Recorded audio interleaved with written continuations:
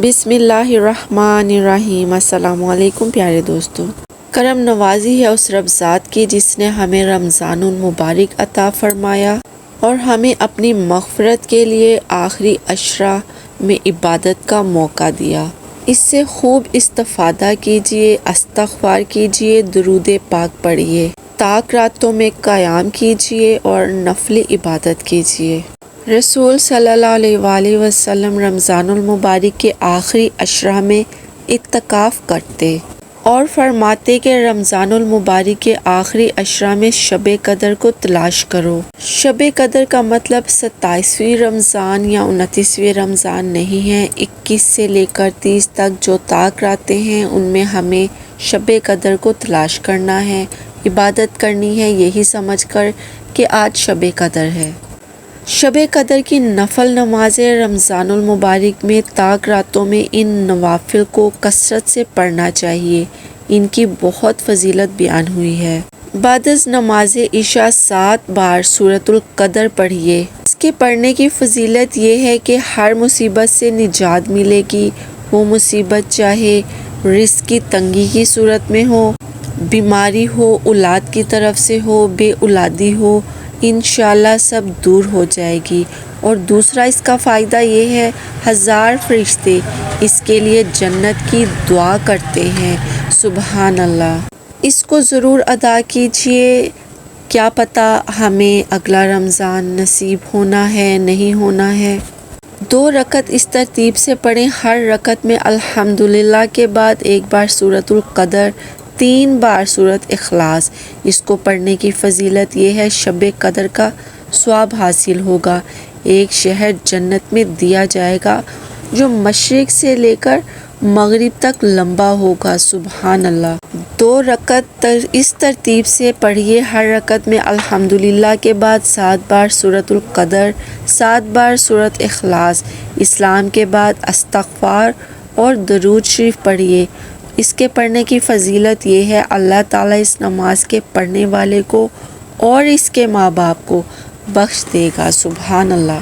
4 رکعت ایک سلام سے اس ترکیب سے پڑھے کہ ہر رکعت میں الحمدللہ کے بعد 3 بار سورۃ القدر، 7 بار سورۃ اخلاص پڑھے اور اللہ تعالیٰ سے رو کے گڑ گڑا کر اپنے لیے مغفرت طلب کرے۔ درود شریف پڑھنے کو اگر آپ اپنا معمول بنا لیں تو آپ کو حیرت انگیز فوائد حاصل ہوں گے۔ مختصر یہ درود شریف کو زندگی کا حصہ ہی نہیں بلکہ درود شریف کو زندگی بنا لیں، درود شریف کو دل کی دھڑکن بنا لیں، درود شریف کو اپنا ساتھی بنا لیں، درود شریف کو اپنا سہارا بنا لیں، پھر دیکھیں کیسے ہوتے ہیں کرم اور مسائل حل ہوتے ہیں، حالات بدلتے ہیں، شفائیں ملتی ہیں، عطاؤں پر عطائیں ہوتی ہیں، رحمت کی بارشیں برستی ہیں، جادو جنات سمیت سارے برے اثرات ختم ہو جاتے ہیں۔ میرا رب آپ کو عزتوں سے نوازتا ہے۔ درود کی طاقت، درود کی تاثیر، درود کی کرامت، درود کے معجزات۔ درود پڑھیں محبت سے، توجہ سے، تعظیم سے، ادب سے، احترام سے۔ تو محبت سے درود پاک پڑھ لیجئے۔ اللہم صلی علی محمد وعلی وبارک وسلم۔ اگر بے بہار رزق چاہتے ہو تو نبی کریم صلی اللہ علیہ وآلہ وسلم کا تجویز کردہ عمل ہے، اس کو پڑھیے اور اسے اپنی تسبیح بنا لیجئے۔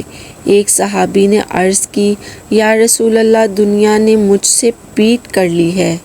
فرمایا، کیا وہ تسبیح تمہیں یاد نہیں جو تسبیح ہے فرشتوں اور مخلوق کی، جس کی برکت سے روزی دی جاتی ہے؟ جب صبح صادق طلوع ہو تو یہ تسبیح 100 بار پڑھا کرو۔ سبحان اللہ و بحمدہ، سبحان اللہ العظیم، استغفر اللہ۔ دنیا تیرے پاس ذلیل ہو کر آئے گی۔ وہ شخص چلا گیا، کچھ مدت ٹھہر کر دوبارہ حاضر ہوا، عرض کی، یا رسول اللہ، دنیا میرے پاس اس طرح آئی، کثرت سے آئی، میں حیران ہوں، کہاں اٹھاؤں، کہاں رکھوں؟ سبحان اللہ۔ اس تسبیح کو اپنی عادت بنا لیجئے۔ اللہم صلی علی سیدنا محمد وعلی آلہ وسلم۔ درود شریف پڑھنا اور اس کی دعوت دینا ہر کسی کے نصیب میں نہیں ہوتا، یہ تو نصیب والوں کا حصہ ہوتا ہے۔ یہ وہ وظیفہ ہے جس کا حکم خود خالق کائنات نے قرآن پاک میں ارشاد فرمایا ہے۔ درود شریف کو اپنی زندگی کا حصہ بنا لیں، زندگی کا معمول بنا لیں۔ جب آپ درود شریف پڑھنے لگ جائیں گے تو آپ کے سب کام ٹھیک ہو جائیں گے انشاءاللہ۔ صلی اللہ علیہ وآلہ وسلم کی نظر خاص میں آپ لوگ آ جائیں گے۔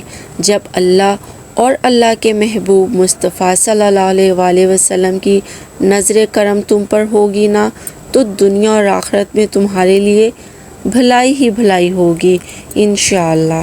چند استغفار بیان کیے جا رہے ہیں جو رسول صلی اللہ علیہ وآلہ وسلم کے پسندیدہ استغفار تھے، وہ انہیں خود تعلیم کرتے تھے اور خود پڑھتے بھی تھے۔ بسم اللہ الرحمن الرحیم، رب اغفر وارحم وانت خیر الراحمین۔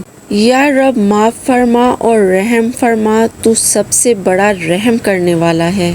استغفر اللہ ربی من کل ذنب واتوب الیہ، میں اللہ سے ہر گناہ کی معافی مانگتا ہوں اور اسی کی طرف پلٹتا ہوں۔ اللہم اغفر لی وارحمنی، اے اللہ مجھے معاف فرما اور مجھ پر رحم فرما۔ اللہم انک عفو تحب العفو فاعف عنی، اے اللہ بے شک تو معاف کرنے والا معافی کو پسند کرتا ہے، اس لیے مجھے معاف فرما دے۔ یا اللہ معاف فرما دے، یا اللہ معاف فرما دے۔ اے ماہ رمضان، چند دنوں کے بعد تم رخصت ہو جاؤ گے، تم دوبارہ لوٹ کر آؤ گے، لیکن معلوم نہیں ہم ملیں گے یا نہیں۔ اے اللہ ہمیں حسن خاتمہ کی توفیق عطا فرما، ہمیں، ہمارے والدین اور تمام مسلمانوں کی مغفرت فرما۔ کچھ توبہ کرنا باقی ہے اور رب کو ہم نے منانا ہے، جنت کا کرنا ہے سودا، جہنم سے خود کو بچانا ہے۔ اے ماہ رمضان آہستہ چل۔ یا اللہ آج جتنے ہاتھ تیری بارگاہ میں دعا کے لیے اٹھے ہیں، سب کی دعاؤں کو قبول و منظور فرما، آمین یا رب العالمین۔ اللہم صلی علی محمد وعلی آل محمد۔